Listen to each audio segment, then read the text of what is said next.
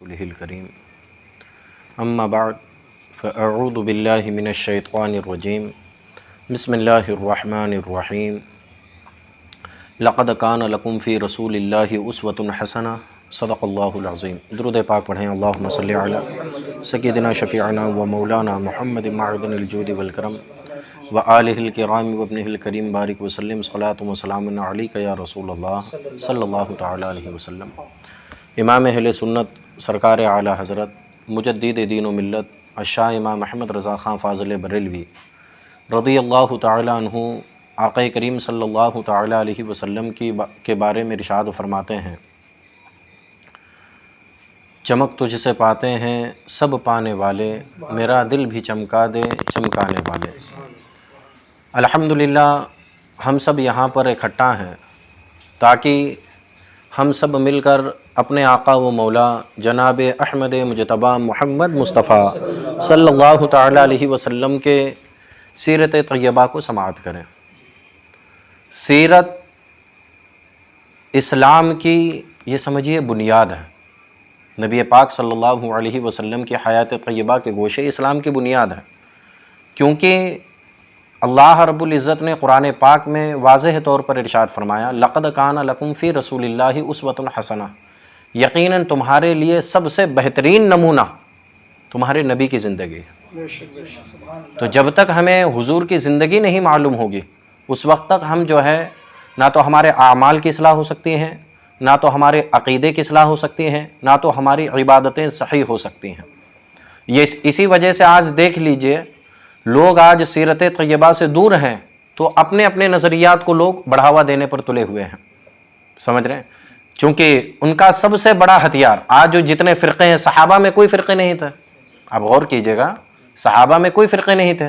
सहाबा में जो है कोई बटा हुआ नहीं था, कोई इसके पीछे कोई उसके पीछे, ऐसा कुछ नहीं था। सारे सहाबा एक ही रास्ते पर थे। ताबईन इज़ाम आप देख लीजिए तो सब जो है सहाबा को फॉलो किए हुए थे।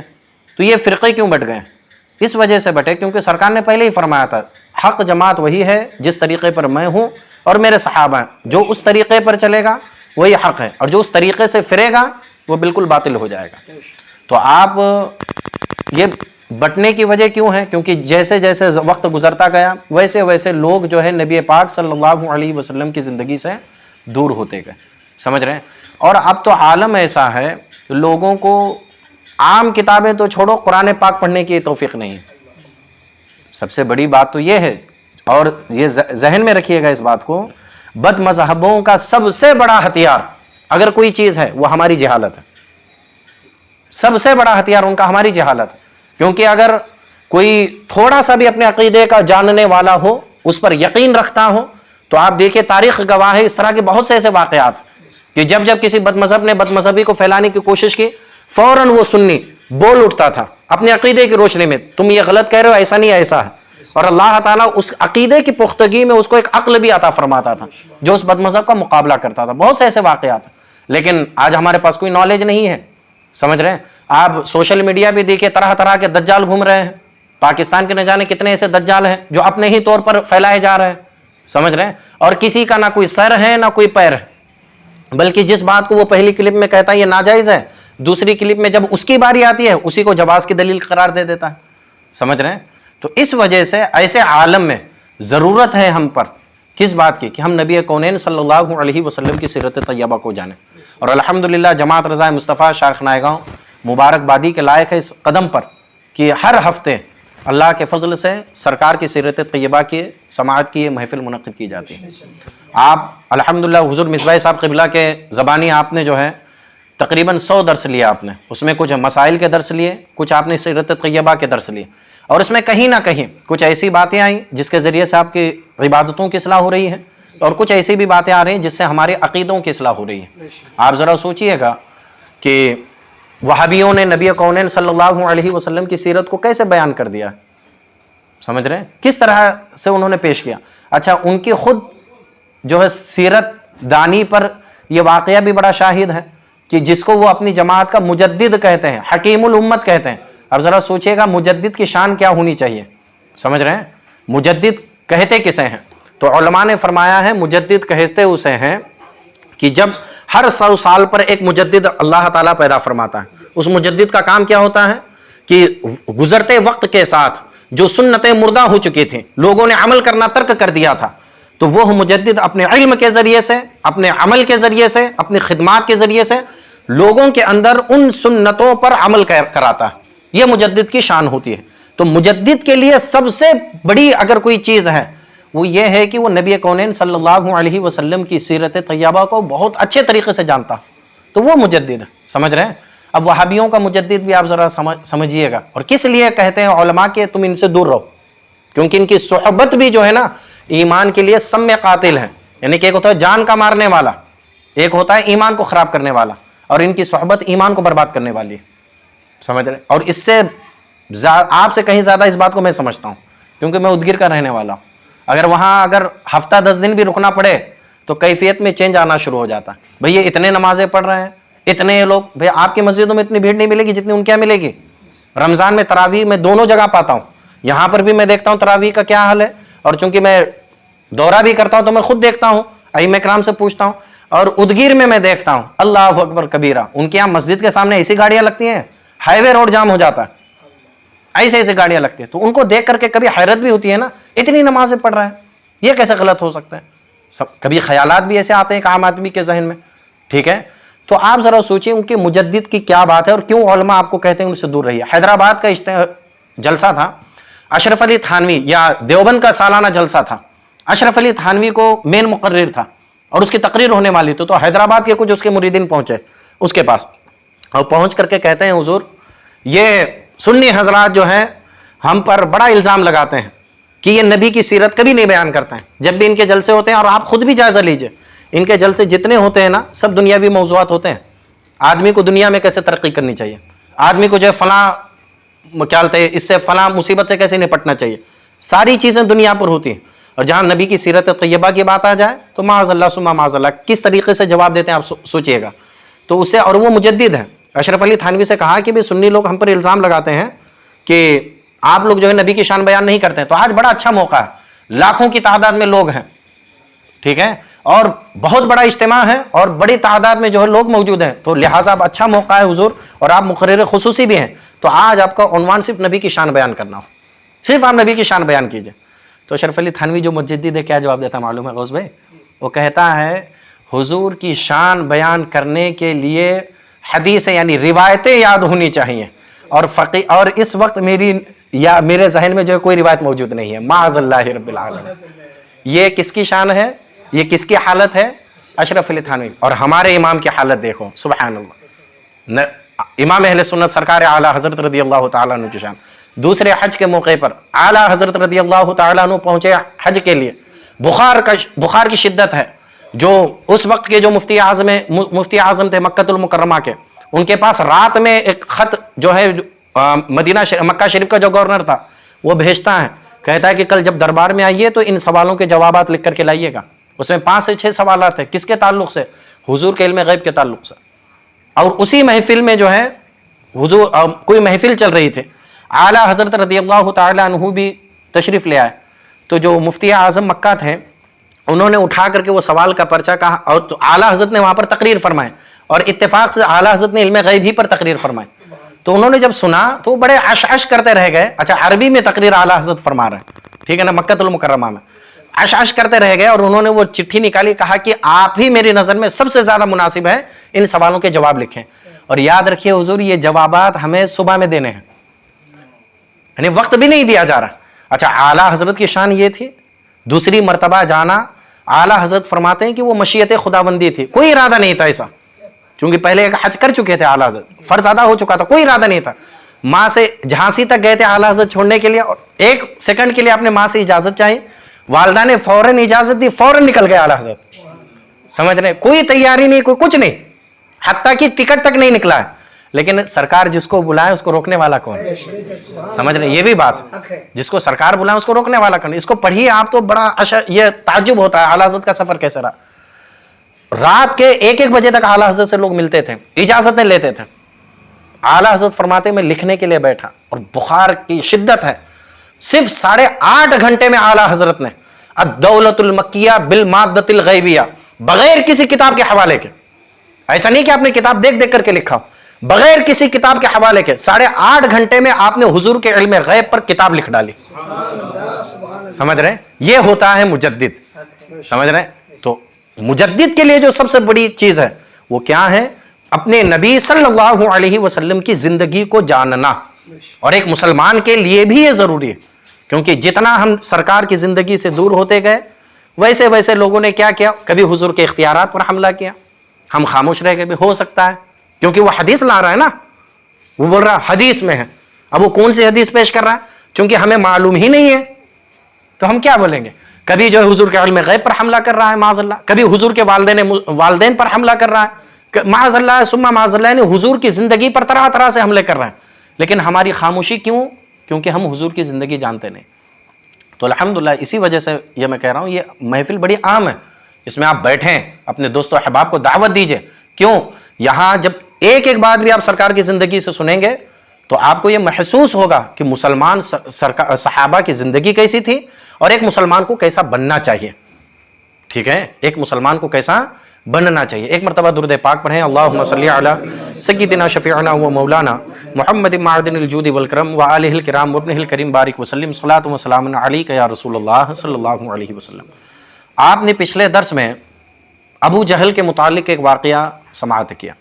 आज भी ज़रा सोचिए हमारी पोजीशन क्या होती है।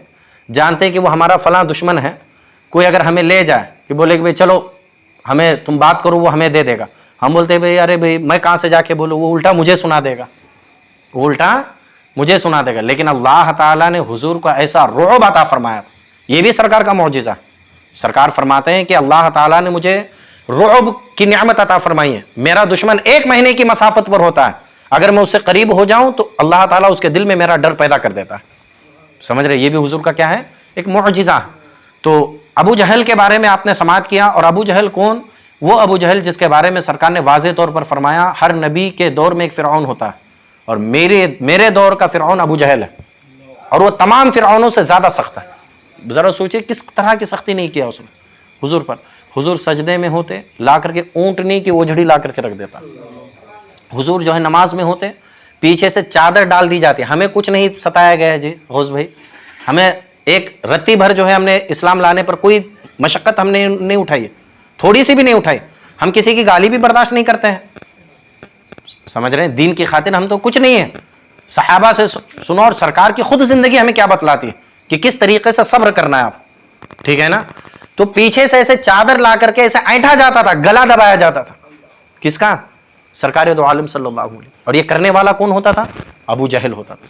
ये वो सख्त होता था, इतना सख्त दुश्मन होने के बावजूद, लेकिन सरकार की हिम्मत ऐसी कि आला हजरत ने जिसको फरमाया तेरे आगे यूं है दबे लचे फुसहा अरब के बड़े बड़े, कोई जान मुंह में ज़बान नहीं, ऐसे हो जाते थे कि जिस्म में जान ही नहीं बल्कि जिस्म में जान नहीं। तो एक और वाक़या आप समाअत करें कि सरकार दो आलम सल्लल्लाहु अलैहि वसल्लम पर ईमान लाने वालों ने किस तरीके से कुफ़ार की बातों का मुकाबला किया और एक मुसलमान का ईमान कैसे होना चाहिए। समझ रहे हैं? जैसे कि बसा औकात होता है, हम लोग भी कभी ये लेते हैं, हम बोलते हैं ना लक्की, जैसे अभी बात करें, अभी लाइट आ गए तो क्या बोलते हैं? अब बात बहुत सच्ची लग रही, लाइट आ गए इसका मतलब है ना, ये कह देते हैं ना। और इस तरीके से बहुत सारी चीज़ें हम लोग अपने आम बोलचाल में राइज कर लेते हैं।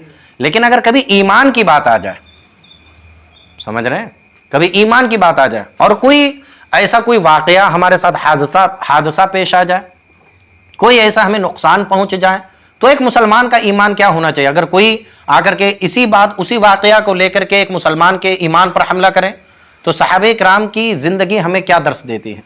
हजरत जुन्नैरा रदियल्लाहु तआला अन्हा ने इस्लाम कबूल किया तो आप नाबीना हो गए।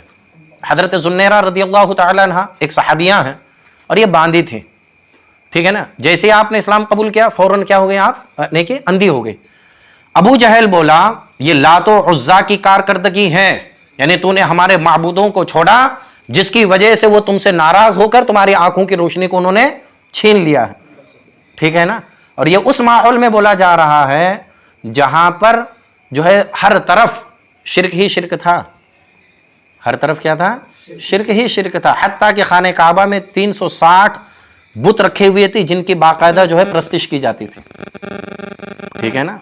ला इलाहा इल्लल्लाह कहना वहां सबसे बड़ा जुर्म माना जाता था। लेकिन और वो सामने बोलने वाला भी कौन है? कोई मामूली राह चलता कोई नहीं है। वो सेठ तो था ही अपने वक्त का, अबू जहल मालदार था, ठीक है ना, कंजूस था, ये बात अलग है, जालिम था, बात अलग है, लेकिन मालदार भी था, सरदार था कुरैश का, ठीक है। और कह किससे रहा है? एक बांदी से।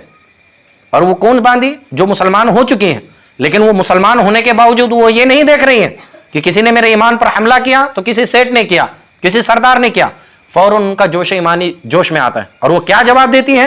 वो ये फरमाती है, ला तो उज्जा इबादत करने और ना करने वाले दोनों से आगा नहीं है।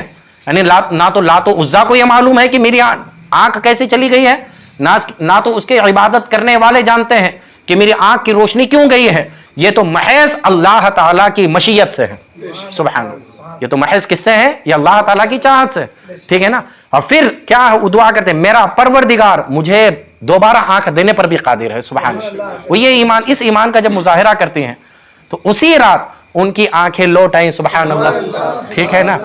लेकिन सियाह दिल कुरैशियों ने उसे भी हुजूर अकरम सल्लल्लाहु अलैहि वसल्लम के जादू पर महमूल किया। वो क्या कहने लगे? ये तो हुजूर अकरम सल्लल्लाहु अलैहि वसल्लम का जादू है, माअज़ल्लाहि रब्बिल आलमीन। तो ये समझिए कि अल्लाह ताला जिसको हिदायत देना चाहे उसको हिदायत दे देता है, और जिसको गुमराह करना चाहे उसको कोई हिदायत नहीं दे सकता। समझ रहे हैं ना। अब एक और वाक़या जो हमें बतलाता है, किस बात का दर्स देता है कि दुश्मनाने रसूल का अंजाम क्या होता है। रसूल पाक सल्लल्लाहु अलैहि वसल्लम की शान में जो अदना से भी गुस्ताखी करता है उसका अंजाम क्या होता है, ठीक है ना। हज़रत खदीजा रदियल्लाहु ताला अन्हा ने अपनी ज़िंदगी में ही हज़रत ज़ैनब रदियल्लाहु ताला अन्हा का निकाह अपने भांजे अबुल आस से कर दिया था। हुज़ूर अकरम सल्लल्लाहु अलैहि वसल्लम की 4 बेटियां थी। कितनी बेटियां थी? कौन? हज़रत ज़ैनब, हज़रत रुक़य्या, हज़रत उम्मे कुलसूम और हज़रत फ़ातिमतुज़ ज़हरा रदियल्लाहु ताला अन्हा। मेरे नज़दीक इन 4 नामों से ज्यादा प्यारे कोई नाम नहीं, मैं जो समझता हूं। लेकिन आज हमारे अंदर भी बड़ा ट्रेंड चला हुआ है, न जाने नए नए नाम के चक्कर में कहां कहां हम लोग पहुंच जाते हैं, जिसके ना एक हर्फ का हम माना जानते हैं, जैसा कुछ नहीं जानते, बस नया नाम होना हजरत। अब बास तो जो है ऐसे ऐसे नाम रख देते हैं, अल्लाह फजल फरमाए, कि वो गैर मुस्लिमों में चले जाते हैं नाम, यानी ऐसे नाम रख देते हैं जो गैर मुस्लिमों में राइज हैं। जबकि आला हजरत रदियल्लाहु ताला अन्हु की जात ले लीजिए, आपकी भी 5 बेटियां थी, किसकी? आला हजरत की, लेकिन नाम क्या है? कनीज हसन, कनीज हुसैन, कनीज हसनैन, मुर्तज़ाई बेगम, मुस्तफ़ाई बेगम, ये आला हजरत की बेटियों के नाम है। आला हजरत से ज़्यादा कोई जानने वाला है क्या? अगर आप नाम अल्फाज को अगर देखने आए तो ऐसे ऐसे अल्फाज आला हजरत ले आए कि जिसको कोई सुना भी ना हो ऐसे अल्फाज। बल्कि आला हजरत लिखते हैं कि जब मैं लिखने के लिए बैठता हूँ ना, मज़ामिन मेरे जहन में इस कसरत से आते हैं, मैं उसमें बड़ा इख्तिसार करके लिखता हूँ, समझ रहे हैं, मैं बड़ा इख्तिसार करके उसको लिखता हूँ। इख्तिसार की आप मिसाल सोचिएगा अब्दुर्रहीम भाई, किसी ने आला हुजूर अकरम सल्लल्लाहु अलैहि वसल्लम के इख्तियारात पर एतराज किया। एतराज किस बात पर किया? दुरूद ताज पर। किस पर किया? दुरूद ताज शरीफ में क्या है हुजूर के बारे में? दाफिउल बलाई वल वबाई वल क़हती वल मरदी वल अलम, यानी इसमें क्या कहा गया? हुजूर अकरम सल्लल्लाहु अलैहि वसल्लम मुसीबतों, बलाओं, आफतों, दर्द, बीमारी को दूर करने वाले हैं। तो किसी ने एतराज किया और एतराज कहने लगा ये तो शिर्क है, ये तो सिर्फ अल्लाह ताला कर, ये तो सिर्फ अल्लाह ताला की शान है, ये अल्लाह ताला के अलावा किसी के लिए बोलना जायज नहीं है। वो कहने लगा ये तो शिर्क है, ये ऐसा दुरूद पाक पढ़ने वाला सब मुशरिक हो जाएंगे। आला हजरत रदियल्लाहु ताला अन्हु ने हुजूर के इख्तियारात को साबित किया, यानी हुजूर के दाफ़िउल बला होने को साबित किया। तो जानते हैं कितनी हदीसों से?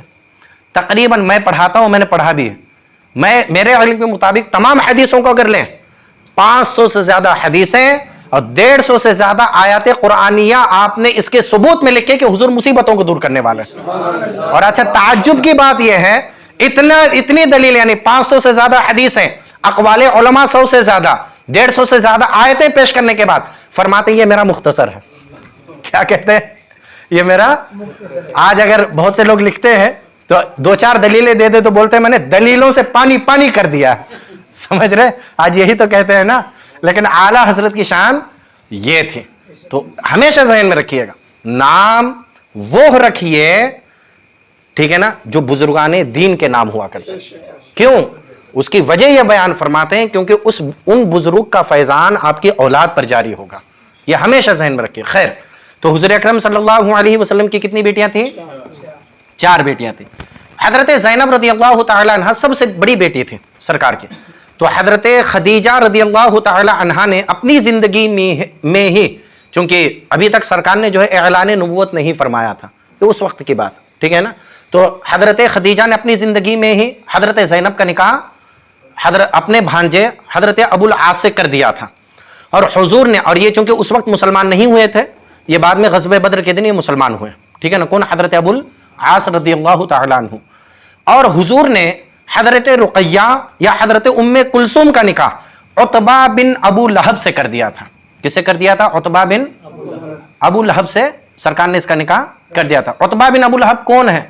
सरकार का सगा चचेरा भाई है। सरकार का कौन है? अबू लहब सगा चचा था ना। अबू लहब कौन था? सरकार का सगा चचा था। हाँ, अबू लहब सगा चचा था। और अबू लहब ही का बेटा कौन था? उतबा। और सरकार ने जो है उतबा के साथ उसका निकाह हजरत रुक़ैया का या हजरत उम्मे कुलसूम का कर दिया था। जब हुजूर अकरम सल्लल्लाहु अलैहि वसल्लम और कुफ्फार के दरमियान ठन गई इस बात को लेकर, क्योंकि सरकार ने नबूवत का ऐलान किया, तो सब लोग मुखालिफ हो गए। और इनमें सबसे ज्यादा शिद्दत इख्तियार करने वाला कौन था? अबू लहब भी था।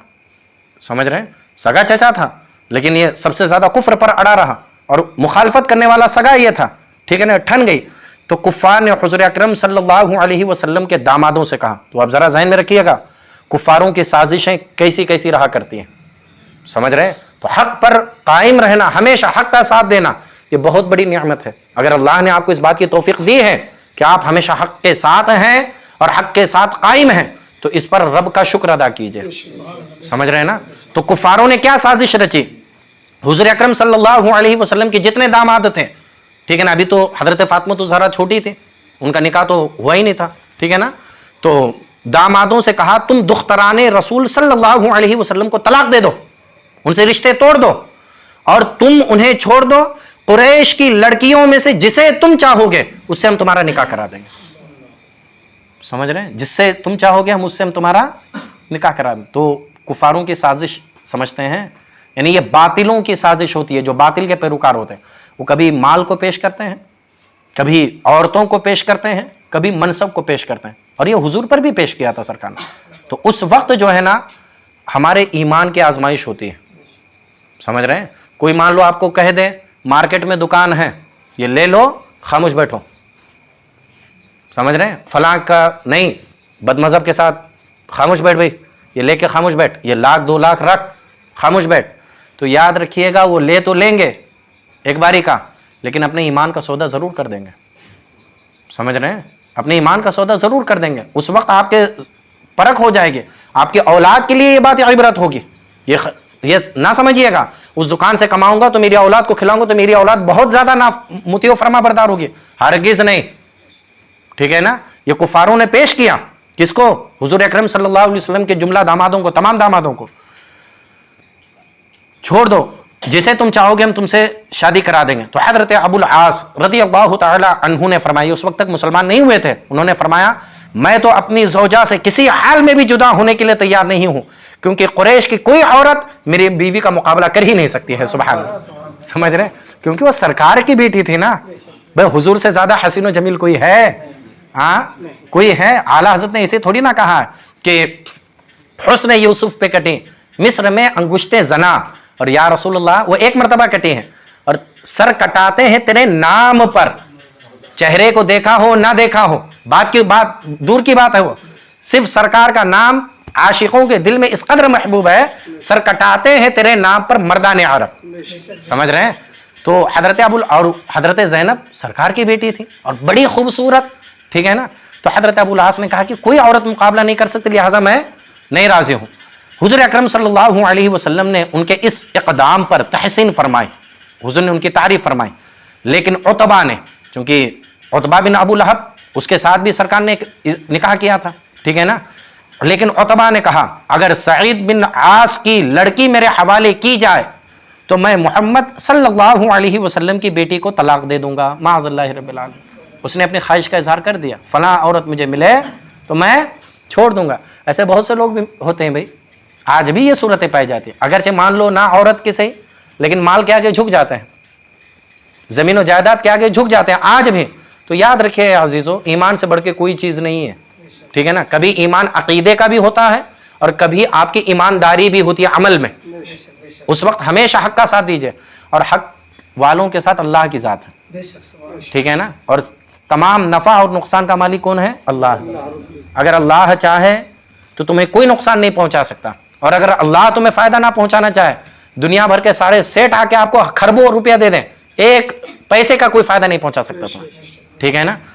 तो कुरैश ने सईद बिन आस की लड़की का निकाह उससे कर दिया, वो भी एक पैर पर खड़े थे, कर दिया। और वो बदबख्त यानी उतबा बिन अबू लहब, ठीक है, हुजूर अकरम सल्लल्लाहु अलैहि वसल्लम की दुख्तरे नेक अख्तर के यहाँ उठकर हुजूर के पास आया और कहने लगा, यह आपका दामाद दना फतदल्ला वकान क़ाब क़ौसैन औ अदना पर ईमान नहीं रखता, यानी यार यह आपका दामाद और यह आपके दीन पर ईमान नहीं रखता है। फिर उस बदबख्त ने हुजूर अकरम सल्लल्लाहु अलैहि वसल्लम की तरफ थूका, माज़अल्लाह। किसने? उतबा ने हुजूर की तरफ क्या किया? उसने थूका, और हुजूर अलैहिस्सलाम की सहाबजादी को तलाक देकर निहायत बुरी बातें करता हुआ वापस चला गया, ठीक है। और ये बात हमेशा ज़हन में रखिए, हुजूर की गुस्ताखी जहाँ आखिरत को तबाह बर्बाद करती है ना, दुनिया को भी तबाह बर्बाद कर देती है, ठीक है। हुजूर अकरम सल्लल्लाहु अलैहि वसल्लम ने उसके लिए दुआए हिलाकत फरमाई और फरमाया, ए अल्लाह, इस पर अपने कुत्तों में से एक कुत्ता मुसल्लत कर दे। किस पर? उतबा बिन अबू लहब पर। अब काफिरों के दरमियान जरा सोचिएगा हुजूर की बात की पावर कैसी थी, क्योंकि इस ऐलान नबूवत से पहले कुफारे मक्का हुजूर को किस नाम से याद किया करते थे?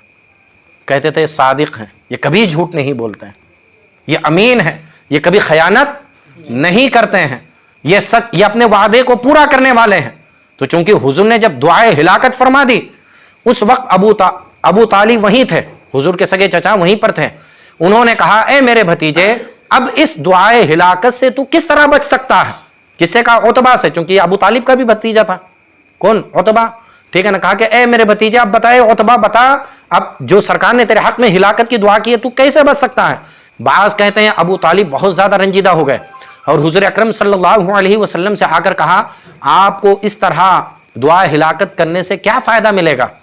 उतबा ने अपने बाप को यह माजरा सुनाया। किसने? ये उतबा गया अपने बाप अबू लहब के पास, जाकर के उसने कहा कि ऐसा ऐसा मैंने किया, हुजूर ने मेरे लिए इसे हिलाकत की दुआ फरमाई है।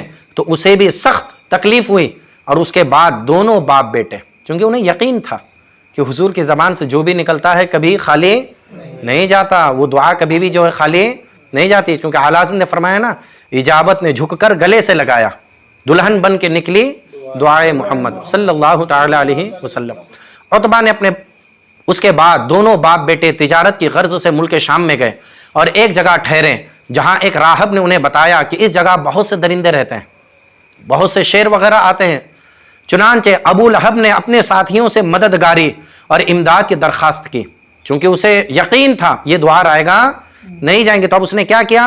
काफिले में बहुत सारे लोग थे और तिजारत का माल था पूरा, कपड़े वगैरह जो भी रहे होंगे, तो उसने अपने तमाम काफिले वालों से मदद चाही। हुजूर की दुआए हिलाकत से महफूज नहीं रह सकता, उसे यकीन था। उन्होंने तमाम सामान को एक दूसरे पर रख दिया और उतबा को उस पर लिटा दिया, सब पूरा इर्द गिर्द कर दिया, पूरा हिफाजत, और उसके दरमियान में किसको लिटा दिया? उतबा को उन्होंने लिटा दिया और खुद उसके इर्द गिर्द सो गए। आधी रात के वक्त एक शेर आया और हर एक को सूंघता हुआ, सुभान अल्लाह, शेर आया और वो क्या किया? हर एक को सूंघता हुआ सामान पर चढ़ गया और एक ही पंजा से उतबा की खाल निकाल दी उसने। समझ रहे हैं? तो जो सरकार की शान में गुस्ताखी करे वो कभी भी नहीं बच सकता, ये बात हमेशा जहन में रखिएगा। उतबा ने शोर मचाया और जान मालिक दोज़ख के सुपुर्द कर दी। हज़रत हस्सान बिन साबित ने इस वाक़े को एक अपने कसीदे में नज़्म किया है। तो इस वाक़े से हमें क्या पता चला कि हुज़ूर अकरम सल्लल्लाहु अलैहि वसल्लम की गुस्ताखी करना, ठीक है, ये दुनिया को भी तबाह बर्बाद कर देती है और आखिरत को तो तबाह बर्बाद कर ही देती है। समझ रहे हैं? और अगर दुनिया में किसी को देखते हैं, आज भी आप बदमज़हबों के बड़े बड़े ये सरगने उठा करके देख लो, ये आसान मौत नहीं मरते हैं कि आ गई जान उसकी निकल गई। जैसे हम उलमा अहले सुन्नत की शान जरा देखते चलिए, कि कितनी आसान मौत। हुजूर पीर मुर्शिद अली रहमत रिजवान के साथ जरा देखिए, आजान का जवाब दे रहे हैं और उसी में जो है रूह जिस्म से जुदा हो रही। लेकिन वहाबियों को देख लो, ये बताते नहीं है, बोलिए अंदर से सड़ते हैं। और खुद देखो बूढ़े, कोई काना दज्जाल की तरह है, कोई बिल्कुल दांत निकले हुए हैं फौड़े की तरह है, समझ रहे हैं, कोई न जाने अजीब व गरीब लोमड़ियों की शक्ल बनाए हुए हैं, समझ रहे हैं ना। इस तरीके से इनकी शक्लें हैं। क्यों? क्योंकि वो नहूसत, वो गुस्ताखाने रसूल की वो जो नहूसत है वो उनके चेहरों पर दुनिया ही में छा जाती है। और उलमा अहले सुन्नत के चेहरे देखो, जितने बुजुर्ग होते हैं उनके चेहरे पर नूर बढ़ता जाता है, समझ रहे हैं। चुनांचे अब एक और वाकया मैं सुनाता हूं दर्स के तौर पर, इसको आप और समाअत कीजिए। एक मरतबा दुरूद पाक पढ़ें, अल्लाहुम्मा सल्ली अला सय्यिदिना शफीअना मौलाना मुहम्मद माअदिनिल जूदि वल करम व आलिहिल किराम व इब्निहिल करीम बारिक वसल्लिम सलातु व सलामुन अलैका या रसूलुल्लाह सल्लल्लाहु अलैहि वसल्लम। मक्कतुल मुकर्रमा के अंदर जब कुफ्फार ने मुसलमानों पर तरह तरह के जुल्म सितम किए, और कम जुल्म सितम नहीं किए गौस भाई, ठीक है। आज अगर हमारे घर का कोई लाइट बंद कर देना, नल काट दे, लाइट बंद कर दे, ठीक है ना, किसी की दुश्मनी की वजह से, हम बोलते भाई छोड़, जो तू बोल रहा वो सही है, हम मान लेते भाई, हमारा लाइट चालू कर, नींद नहीं आ रही रात को, या हम जाके झुक जाते हैं, ठीक है ना।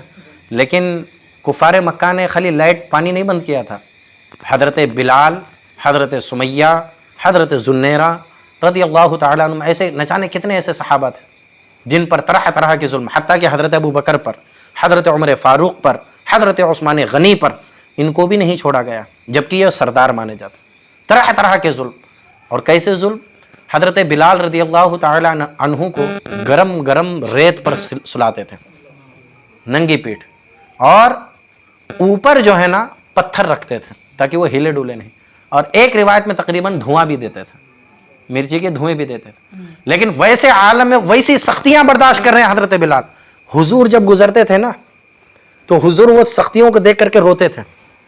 लेकिन हजरत बिलाल रज़ी अल्लाह तआला अन्हु वो जब देखते थे तो कहते थे अल अहद, अल अहद या रसूलल्लाह, और कुफारों को जवाब देते थे कि खुदा एक है, खुदा एक है, तुम जिनकी इबादत करते हो वो खुदा नहीं है, बल्कि मेरा खुदा तो एक है, समझ, ये सदाएं बुलंद करते थे। हजरत सुमैया रज़ी अल्लाह तआला अन्हा, ये अबू जहल की बांधी थी। अबू जहल ने जब उनसे कहा कि तू इस्लाम से फिर जा, तो आपने नहीं माना, फरमाया कि ना, मैंने कलमा पढ़ लिया है, मुसलमान हो गई हूं, जब तक मेरी जान में जान है, मैं हरगिज़ कुफ्र की तरफ लौट कर नहीं आऊंगी। तो उस कम बखत ने जो है, जालिम ने एक खंजर लेकर नाव के नीचे मार दिया था। इस्लाम में शहीद होने वाली सबसे पहली खातून है। इस तरह के जुल्म सितम किए गए। हजरत उस्मान गनी रज़ी अल्लाह तआला अन्हु, जिनका उर्स अनकरीब आने वाला इतवार को है, इन पर कैसे जुल्म सितम किए गए कि जब आपने कलमा पढ़ के आपने इस्लाम ले आए तो आपके खुद चचा ने आपको एक खंबे से बांध दिया, और बांध करके आपके जिस्म के कपड़े उतार दिए, और जो है उतार करके आपको तरह तरह की तकलीफें पहुंचाता जाता। जबकि हजरत उस्मान गनी कोई गरीब घर के नहीं थे, आपसे बड़ा मालदार तो कोई नहीं था जी। आजकल के मालदार भी आपके माल का अंदाजा नहीं लगा सकते हैं, इस कदर माल और दौलत थी आपके पास, ठीक है ना। तो ये मालदारों के लिए इबरत है। आज जो देखा जाता है ना, जो जितना बड़ा मालदार उसका ईमान उतना ही ज्यादा डगमग होता है। माल की मोहब्बत चूंकि दिल में सरायत ऐसी करती है, अल्लाह ताला हमें उस्मान गनी जैसा माल भी आता फरमाए और वैसा ईमान भी आता फरमाए, समझ रहे हैं। ये दुआ किया कीजिए। तो आपको भी सताया गया, लेकिन हर एक अपने अपने कदम पर मजबूती से कायम रहे। हजरत मुसाब बिन उमैर रज़ी अल्लाह तआला अन्हु, उनकी ज़ात अगर लें, उनके लिए जो कपड़े आते थे ना, वो बाहर से बन करके आते थे उनके कपड़े। उनका जो दर्जी होता था यानी कि टेलर, वो भी बाहर से आता था। वो जब चलते थे तो एक खादिम होता था, जब वो खुशबू लगा करके निकलते तो पूरी गली मोहल्ले की सारी औरतें देखने के लिए आती थी हजरत मुसाब बिन उमैर को। लेकिन जब आपने इस्लाम कबूल किया तो आपकी सगी माँ ने आपके जिस्म के कपड़े निकाले, आपने खाली एक टाट पहन करके आपको खाली छोड़ दिया, सब कुछ ले लिया। लेकिन वो सहाबा सुभान अल्लाह अपने ईमान पर कायम रहे, लेकिन आपने दुनिया के किसी माल के बदले में ईमान का सौदा हरगिज नहीं किया, समझ रहे हैं। लेकिन जब जुल्म सितम निहायत बढ़ने लगा तो गरीब जो मुसलमान थे हुजूर से इजाज़त लेकर वो हबशा की तरफ जो है हिजरत करके चले गए। हबशा को शायद आज वेस्ट इंडीज़ या अफ्रीका कहते हैं, समझ रहे हैं, जहाँ पर जो रंग काला होता है। तो चले गए, लेकिन ये कुफारे मक्का वहाँ पर भी कैसे खामोश बैठते हैं। क्योंकि उनके दिल में बिल्कुल कूटा हुआ था। अब उन्होंने क्या किया, फरमाते हैं दूसरी बार जब सहाबे रसूल सल्लल्लाहु अलैहि वसल्लम ने हबशा की तरफ हिजरत की तो उसमें 82 मर्द और 31 औरतें शामिल थी। पहला एक काफिला जा चुका था, दूसरी मर्तबा गए तो 82 मर्द और 31 औरतें शामिल थी। और उनके साथ हजरत जाफर तैयार और हजरत सलमा भी थे। हजरत सलमा ने बयान किया है कि हमने वहाँ क़याम किया तो निहायत अच्छे तरीके से अपने दीन का इजहार किया। कहाँ पर? हबशा में। वहाँ पर कोई आपको रोकने वाला नहीं था और अपने परवरदिगार की इबादत में मशगूल हो गए। जब हमारी फरागत और रिफाहत की खबर कुफ़ारे मक्का को पहुँची तो कुरैश बिल इत्तेफाक यानी सब लोग मीटिंग करते हैं और मुत्तफिक होकर उन्होंने एक वफद भेजा। अम्र बिल आस और अब्दुल्ला बिन अबी रबिया को नज्जाशी शाह हबशा और उसके सरदारों की तरफ तोहफे तहाइफ दे करके भेजा। कहा कि जाओ ये तोहफे पेश करो और पेश करने के बाद उनको जो हमारे यहाँ से जो भाग करके गए हैं उनके बारे में उनको बताना और उनको वैसे ही मत छोड़ना। चुनांचे जब ये दोनों वहाँ पहुँचे और तोहफे तहाइफ पेश किए और मजहबी पेशवाओं से गुफ्तगू की कि चंद बेवकूफ़ नौजवानों ने अपने दीन से जुदाई इख्तियार कर ली है और बादशाह के दीन की मुताबाहत भी कर दी है। उनके आबा व अजदाद, उनके आबा व ख़ैशाबंदों ने हमें उन्हें वापस लाने के लिए भेजा है। यानी चाल क्या चली, हम तुम्हारे पास आए हैं इस वजह से क्योंकि ये अपने घर से भागे हुए हैं, अपने घर से भाग करके आए हैं। तो उनके जो आबा व अजदाद थे, उनके ख़ानदान के जो लोग थे, उन्होंने हमें भेजा है ताकि हम जो है उन लोगों को वापस लेकर के जाएं। ठीक है। राहब ने कहा तुम सूरत हाल बादशाह के सामने बयान करो। सबसे पहले ये वहाँ किसके पास पहुँचे हैं? ये समझ लो कि क्या थे, जो उसके दीन के जो जानकार थे, नजाशी बादशाह के जो दीन के मौलवी थे, समझ लो उन मौलवियों के पास पहुँचे। तो उन मौलवियों ने क्या मशवरा दिया कि सबसे पहले तुम जाओ बादशाह से ये हालत जाकर के बयान करो, तब हम जाकर के हम तुम्हारी मदद कर पाएंगे। मजहबी पेशवाओं ने बादशाह से कहा ये वो आदमी उन मुहाजिरों के मुतालिक बेहतर जानते हैं, इसलिए उनके हवाले कर देना चाहिए। बादशाह को इस पर सख्त गुस्सा आया क्योंकि बादशाह सूद-बूझ वाला था। समझ रहे हैं? वो ये ऐसा नहीं कि कोई भर दिया तो शुरू हो गया, जैसा कि आजकल होता है, कोई कान भरी कर दिया, पहले 2-3 तारीफ कर दिया, उसके बाद भर दिया, हाँ इन्हें मेरे बारे में ऐसा बोल रहा है, वैसे हो रहा है, चलो मैं भी ला कर। वो कुछ सामने वाले की बात ना सुनता है ना करता है। ऐसा हरगिज नहीं होना चाहिए, कम अक्लों की दलील है। समझ रहे हैं? हमेशा कभी भी आप किसी के कितने भी बड़े फॉलोअर क्यों ना हो, समझ रहे हैं, सबसे पहले हकीकत को समझो, दोनों तरफ की बातों को समझो। हो सकता है आप जिसके साथ हो उससे गलती हुई हो, ये भी तो हो सकता है ना। क्या कोई गलती से पाक है? हर एक से गलती हो सकती है। जब आप दोनों तरफ की सुनेंगे तब आप फैसला कर पाएंगे कि शरीयत की रोशनी में कौन सही है कौन गलत है। ठीक है ना। बादशाह ने जब इस बात को सुना तो उसको इस बात पर उसे बड़ा गुस्सा आया और उसने कहा सिर्फ इस बात पर मैं उनको बुलाता हूं। और फरमाया कि सुनो, इस बात पर मैं उनको बुलाता हूं और हकीकत हाल पूछता हूं, अगर उन्हें मैं हक पर पाऊंगा तो मैं तुम्हारे हवाले ना कहूंगा। उन आदमियों ने कहा कि मैं उन मुहाजिरों को उनके सुपुर्द कर दूंगा और अगर बात उसके बरखिलाफ हुई, यानी अगर मैं तुम्हारी बात के मुताबिक अगर उनको पाऊंगा कि वाकईतन वो अपने घर से भागे हुए हैं तो मैं तुम्हारे हवाले कर दूंगा, लेकिन अगर मैं उन्हें अगर सच्चा पाऊंगा तो मैं हरगिज उन्हें तुम्हारे हवाले नहीं करूंगा। अगर इस बात पर तुम राजी हो तो मैं उन्हें बुलाता हूं, वरना तो मैं उन्हें तुम्हारे सामने पेश भी नहीं करूंगा। चुनांचे उन्होंने कहा ठीक है। हजरत उम्मे सलमा फरमाती हैं कि नज्जाशी ने अपने बड़े बड़े पादरियों को जमा किया, चूंकि हजरत उम्मे सलमा का निकाह भी सरकार से नहीं हुआ था। ये उम्मुल मोमिनीन हजरत उम्मे सलमा है, ठीक है ना, हमारी माँ है, और उस वक्त तक सरकार के साथ इनका निकाह नहीं हुआ था। चुनांचे नज्जाशी ने क्या किया, अपने बड़े बड़े पादरियों को बुलाया, कि जो उसके दीन के जानकार थे, उलमा थे, उसको उन्होंने बुलाया, जिन्होंने नज्जाशी के आगे पीछे किताबें रख दी। फिर नज्जाशी ने हुज़ूर अकरम सल्लल्लाहु अलैहि वसल्लम के सहाबा को तलब किया। हजरत जाफर तैयार सहाबा को लेकर वहां आ गए। तमाम पादरी उठ खड़े हुए, सब ने हजरत जाफर तैयार का इस्तकबाल किया। सुभान अल्लाह, ठीक है ना। और नज्जाशी भी ताज़ीम बजा लाया और मुकम्मल मुतवज्जे होकर तमाम हाल पूछने लगा। हजरत जाफर तैयार ने कहा कि ए बादशाह, ज़माने जाहिलियत में हम वो लोग थे जो बुतों की इबादत किया करते थे, मुर्दार खाते थे, जुआ खेलते थे, तरह तरह के बुरे काम करते थे। समझ रहे हैं? तो आज ज़रा बताओ, ये काम कब करते थे? ज़माने जाहिलियत में। यही काम आज हमारे दरमियान लौट रहे हैं क्या नहीं लौट रहे हैं? ज़रा सोचो, आज हमारी आवाम, हमारे लोग जुआ खेल रहे हैं क्या नहीं खेल रहे हैं? और पहले तो ऐसा था कि भाई जुआ खेलना गवर्नमेंट की तरफ से भी पाबंदी थी या उसके लिए मखसूस जगह थी जिसको लाइसेंस देते थे, लेकिन आजकल जुआ इतना आसान हो गया है, मोबाइल उठाओ खेलो जुआ, समझ रहे हैं, खेलो जुमला। और आज भी हमारे नौजवानों को अक्ल नहीं आई है, वो जिन फिल्मी एक्टरों को फॉलो करते हैं। आलम ऐसा है हाजी साहब, अगर कोई फिल्म एक्टर जो है ना, मैं भी नौजवान ही हूं भाई, कोई बूढ़ा उड़ा नहीं हूं, आज अगर कोई नौजवान कोई फिल्म एक्टर जो है ना, वो कोई रुमाल इस्तेमाल कर ले और वो फिल्म आने वाली हो ईद पर, तो आप देख लीजिएगा मार्केट में वो रुमाल नहीं मिलेगी, वो रुमाल तक नहीं मिलेगी। कोई फिल्म एक्टर फटा हुआ पैंट पहन ले, वो नौजवान फटे हुए, सारे नौजवान फटे हुए पैंट में मिलेंगे। तो जिन फिल्म एक्टरों को वो रहनुमा समझते थे, आज वही फिल्म एक्टर आपको जुए की लत लगा रहा है, समझ रहे हैं, वही फिल्म एक्टर। तो आपको खुद समझना है कि हमें किसके पीछे जाना है, और वो जुए की लत तो लगा ही रहे हैं, साथ ही साथ ईमान व अकीदा तो बर्बाद कर ही रहे हैं। अल्लाह ताला हम सबको सरकार की सुन्नत पर चलने की तौफीक अता फरमाए, समझ रहे हैं ना। तो ये सारी बुराइयां आज हमारे अंदर आ रही, और ये खुद समझिए कि सरकार की हदीस पाक है, सरकार फरमाते हैं जब क़यामत के करीब शराब आम होगी तो जिना भी आम होगा।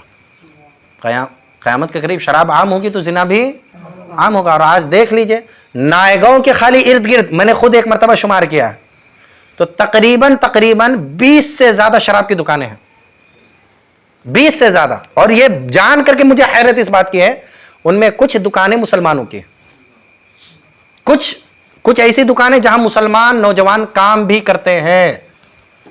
आलम ऐसा है, समझ रहे हैं। तो इस बहुत बड़ा अलमिया है। अल्लाह ताला हम सबको शराब से दूर रहने की तौफीक अता फरमाए, समझ रहे हैं ना। हमेशा जहन में रखिए रज़ाक अल्लाह ताला है, तो हलाल तरीका इख्तियार कीजिए। थोड़े दिन आजमाइश ज़रूर होती है, कोशिश करते रहिए। और बहुत से नौजवानों को हमने देखा थे ठंडे हाथ पर ठंडा मार करके घर में बैठ जाते हैं और सोचते हैं कि लुक़मा मेरे मुंह में आएगा।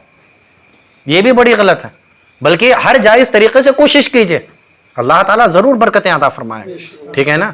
खैर, तो हज़रत जाफ़र तैयार ने कहा कि हम ये सारे काम करते थे, लेकिन अल्लाह ताला ने अपने फजल व करम से हमारी ही कौम से हम पर एक पैगंबर मबऊस फरमाया है जो कमाल हसब व नसब से मौसूफ हैं और उफूर अमानत व दयानत से मारूफ हैं। यानी वो ऐसा नहीं है एकदम से उन्होंने ऐलान कर दिया, बल्कि ऐलान नबूवत से पहले पूरी कौम के अंदर अगर उनका नसब माना जाता था तो सबसे बुलंद नसब में माना जाता। खुद सरकार इरशाद फरमाते हैं कि अल्लाह ताला ने तमाम मखलूक़ात हज़रत आदम अलैहिस्सलातु तस्लीम की औलाद में अल्लाह ताला ने हज़रत इब्राहीम अलैहिस्सलाम को मुंतखब फरमाया। एक मफ़हूम मैं बता रहा हूँ, हज़रत इब्राहीम अलैहिस्सलाम की औलाद में हज़रत इस्माइल अलैहिस्सलाम को मुंतखब फरमाया। फिर उन तमाम कबीलों में कुरैश को मुंतखब फरमाया। उन कुरैश में अल्लाह ताला ने बनु हाशिम को कबूल फरमाया, ठीक है ना। उन बनु हाशिम में अल्लाह ताला ने हज़रत अब्दुल मुत्तलिब के घराने को ये फरमाया। और हज़रत अब्दुल मुत्तलिब के तमाम औलादों में जो सबसे ज़्यादा नेक थे, सबसे ज़्यादा हसीन व जमील थे, सबसे ज़्यादा पाकीज़ा थे, अल्लाह ताला ने उनके ज़रिए से मुझे दुनिया में भेजा। इसी वजह से सरकार फरमाते कि मैं पाक सुलबों और पाक शिकमों से होता हुआ दुनिया में आया हूँ। समझ रहे हैं, हुजूर के आबा व अजदाद में से एक भी हज़रत आदम अलैहिस्सलाम से लेकर हज़रत अब्दुल्ला और हज़रत आमिना रज़ियल्लाहु तआला अन्हा तक ना तो कोई मर्द जो है मुशरिक रहा है, ना ही कोई औरत मुशरिका रही। सब के सब मुवाहिद थे, एक खुदा पर ईमान रखने वाले थे। किसी ने भी ना कभी कुफ्र किया ना कभी कोई शिरक किया। तो ये हमारे आका की जात है। तो फरमाते हैं वो कमाल हसब व नसब वाले हैं और ऐलान नबुव्वत से पहले ही वो हमारे दरमियान अमानत से मुत्तसिफ थे, सदाकत से मुत्तसिफ थे। समझ रहे हैं। तो फरमाया और हमें उन्होंने तौहीद बारी ताला की दावत दी। हमारा जो ये माथा हर बुत के सामने झुकता था, आज भी आप जरा देख लीजिए क्या तमाशे होते हैं। आप इर्द गिर्द से गुजरते हैं, आलम जरा देखिए, हर वो शय जिसके अंदर थोड़ी सी तासीर देखते हैं, थोड़ी सी भी तासीर देख लिए, उसके सामने जाकर के सर झुका दिए। समझ रहे हैं। उसके सामने जाकर के क्या करते हैं, पीपल का दरख्त हो, नीम का दरख्त हो, कोई दरख्त हो, कोई पत्थर हो, कोई जानवर हो, थोड़ी सी ताकत और कुव्वत रखता हो, या किसी मौके पर कोई चीज आकर के वो मददगार साबित हो गई, जब मारे सीधा भगवान का क्या कहते हैं, माबूद का दर्जा उसको मिल गया। उसको किसका दर्जा मिल गया, माबूद का दर्जा। आज भी होता है, हत्ता कि आलम तो यह है कि 33 कोटि या इससे भी कहीं ज्यादा जो है माबूदों की गिनती हो गई है। और ये तो मैं समझता हूं कि ये तादाद तो बहुत पहले थी। आज अगर नए नए माबूदों को जरा देखें तो वो 33 कोटि भी पता नहीं 100 कोटि से आगे चल रहा हो माशाल्लाह, समझ रहे हैं। लेकिन ये अल्लाह का फजल, जरा सोचिए, अल्लाह ने हमें इस्लाम होने के, मुसलमान होने के नाते हमारे सर की तमाम माबूदाने बातिला के सामने झुकने से हिफाजत फरमाई है। सिर्फ एक खुदा के सामने सर को झुकाने की इजाजत दी गई, सजदा करने की, हत्ता कि हुजूर को भी सजदा करना हराम है। यह मसला ज़हन में रखिएगा। हुजूर अकरम सल्लल्लाहु अलैहि वसल्लम को भी सजदा करना, वो भी ताज़ीमी सजदा करना, समझ रहे हैं। ताबुदी तो शिरक है, ताज़ीमी सजदा करना भी हराम है।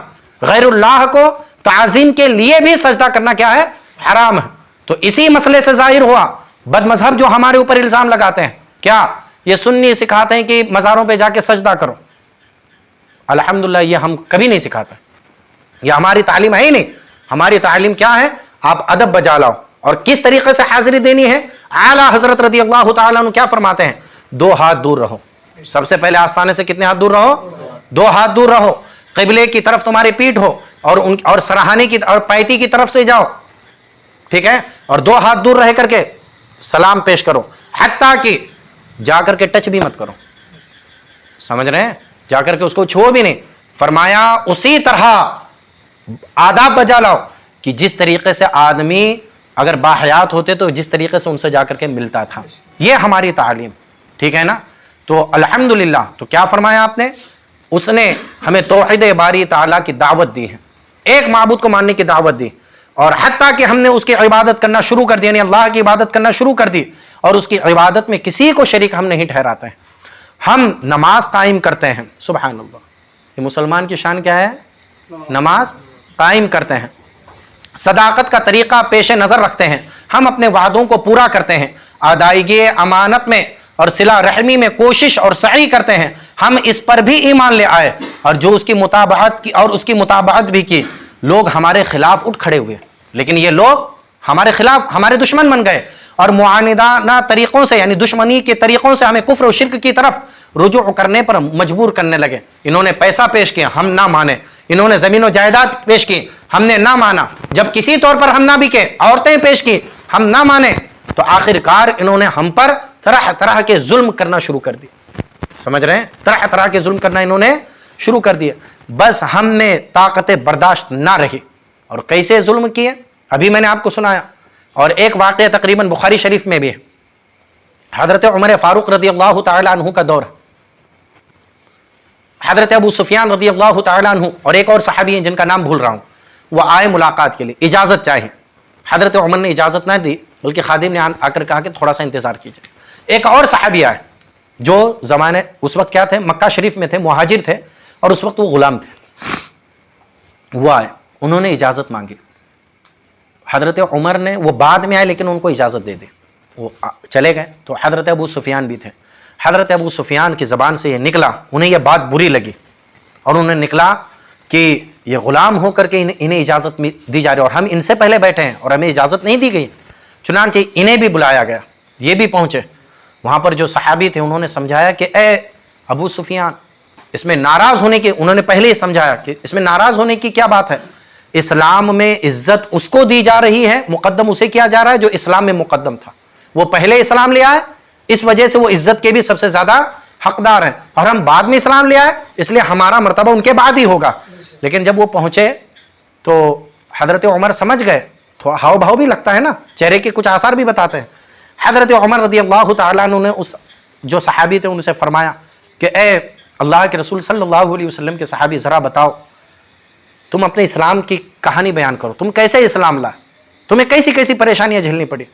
वो सहाबी उठते हैं और उठ करके उन्होंने कहा कि ए ए अमीरुल मोमिनीन, ये अबू सुफियान है।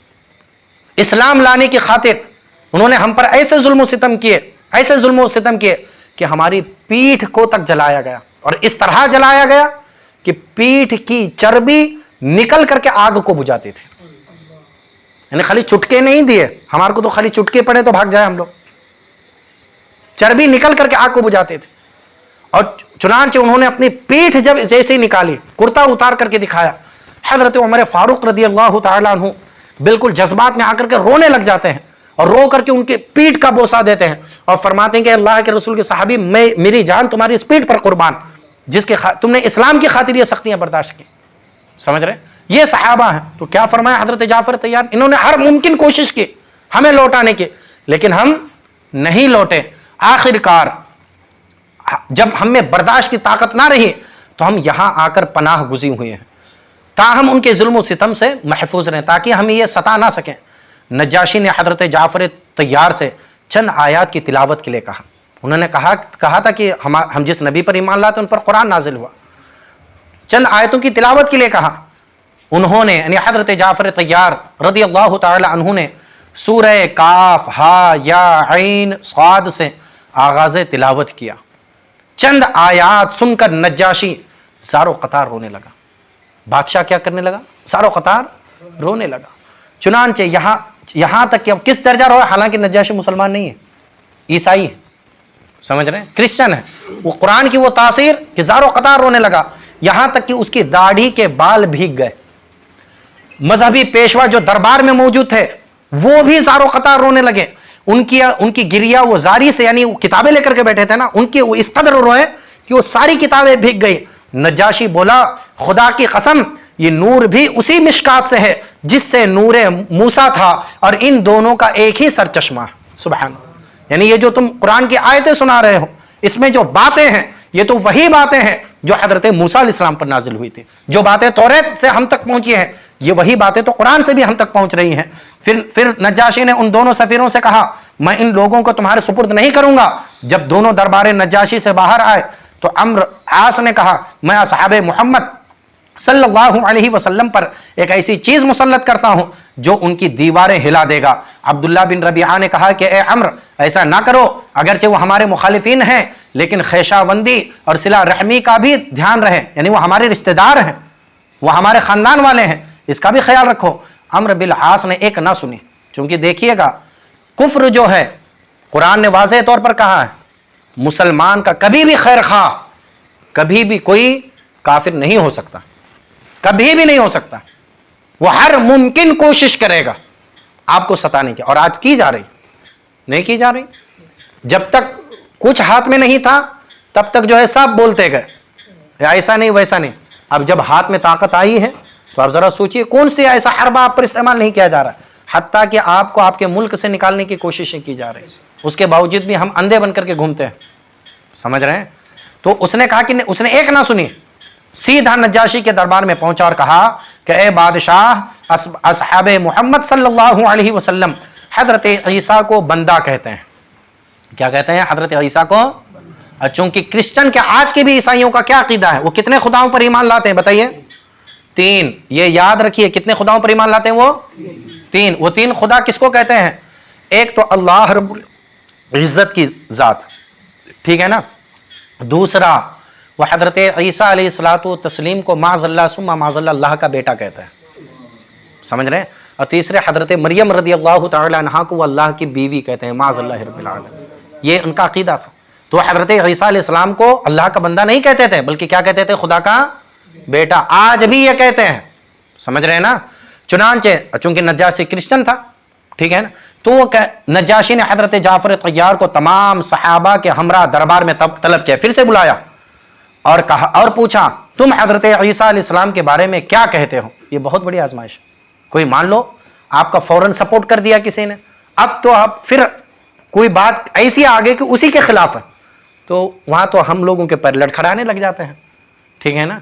लेकिन कामिल मुसलमान की वही शान है जो हर हालत में अपने ईमान पर कायम रहे, वो सिर्फ और सिर्फ अल्लाह की मदद पर भरोसा रखे, समझ रहे हैं। किसी इंसान की मदद पर नहीं, बल्कि किसी मदद पर भरोसा रखे, अल्लाह की मदद पर। चुनांचे पूछा तो हजरत जाफर तैयार बोले, हम वही कहते हैं जो अल्लाह ताला कहता है। और वो क्या अल्लाह ताला क्या फरमाता है? अल्लाह, और वो अल्लाह के कलीमा है। कौन? हजरत ईसा अलैहिस्सलातु तस्लीम। वो रूहुल्लाह है जो मरियम में इल्का कर गए। नज्जाशी को यकीन हो गया कि ये फरमाने खुदाबंदी ही है। वो कसम खाकर बोला, ईसा अलैहिस्सलाम भी यही कहते हैं जो तुम कहते हो, और ए मुसलमानों, आप जाएं और इस मुल्क में बआराम रहें, आप पर कोई भी एतराज नहीं करेगा। फिर बादशाह ने उनके तोहफे वापस कर दिए। बादशाह ने कहा कि इनके तोहफे इनको वापस कर दो और इनकी हमें कोई ज़रूरत नहीं। अंदर ये हालात, ये दोनों सफ़ीर नज्जाशी के दरबार से जलीलो खार होकर निकले। नज्जाशी ने उनके तोहफे रद्द कर दिए और वहाँ के लोगों ने उन्हें मबगूज समझा, यानी जो कुफार आए थे उन्हें बुरा समझा। और हज़रत जाफ़र तैयार और दीगर सहाबा वहाँ निहायत ही खुशहाल तरीके से इकामत गुज़ीर हैं। सुबहान अल्लाह। तो ये वाक़या हमें किस बात का दर्स देता है? ये दर्स देता है इस बात का, सबसे पहली बात, अपने ईमान पर मजबूती से कायम रहो। समझ रहे हैं ना? अपने ईमान पर मजबूती से कायम रहो। चाहे आपका रिश्तेदार, आपके सगे, आपके खानदान वाले, आपके दोस्त अहबाब, कोई सेठ, कोई गांव का जो है कोई भी कितने बड़े ओहदे वाला, कोई भी अगर आपके ईमान का सौदा करने आए तो अपने ईमान का सौदा किसी भी हालत में नहीं करना चाहिए। यह सबसे बड़ा दर्स यह है। और दूसरा दर्स यह है कि जहां हमें हक बोलने का मौका दिया जाए, वहां हमें कभी भी अपने हक्कानियत को छुपाना नहीं चाहिए और किसी भी हालत में। तीसरा दर्स हमारा यह है कि अगर कोई हमें अपने ईमान के बदले में माल पेश कर दे, कोई दौलत पेश करे, कोई जो ओहदा पेश करे, हरगिज हमें उन सारी चीजों को कभी भी कबूल नहीं करना चाहिए, बल्कि हमेशा हमें अपने ईमान पर कायम रहना चाहिए। और ईमान ही की वो दौलत है। जरा सोचिएगा, सहाबा आज उनकी कोई गुर्बत को याद करता है? बोलिए, कोई उनकी गुर्बत को याद करता है? वो किस तरह से तकलीफें उन्होंने बर्दाश्त की उसको याद करता है? नहीं, बल्कि उन सारी चीजों को छोड़ देते हैं कि वो गुलाम थे या आका थे, वो मालदार थे या गरीब थे। आज अगर हम उन्हें अपना रहनुमा मानते हैं तो क्यों? क्योंकि रसूल पाक के सहाबा थे जिन्होंने हर हालत में जो है सरकार दो आलम सल्लल्लाहु अलैहि वसल्लम का साथ दिया। और मैं समझता हूं सरकार के सहाबा से बढ़कर हुजूर के बाद हमारे लिए कोई आइडियल नहीं। और ये सिर्फ मैं क्या कहूं, सरकार ने खुद फरमाया। क्या फरमाया सरकार ने? कि ए मेरे असहाबी कन नुजूम, मेरे सहाबा सितारों की तरह हैं। बिअय्यिहिम इक्तदैतुम इह्तदैतुम, तुम इनमें से किसी की भी जिंदगी की इत्तिबा करो, तुम हिदायत पा जाओ। ये सरकार ने आने वाले क़यामत तक पैदा होने वाले तमाम इंसानों को ये सितारे और ये रास्ते हमें अता फरमाए। तो हमें और आपको चाहिए कि हम हक पर हर हालत में और हमेशा कायम रहें। अल्लाह ताला से दुआ है, अल्लाह ताला हम सबको हक पर कायम रहने की तौफीक अता फरमाए। वमा अलैना इल्लल बलाग। अस्सलामु अलैकुम।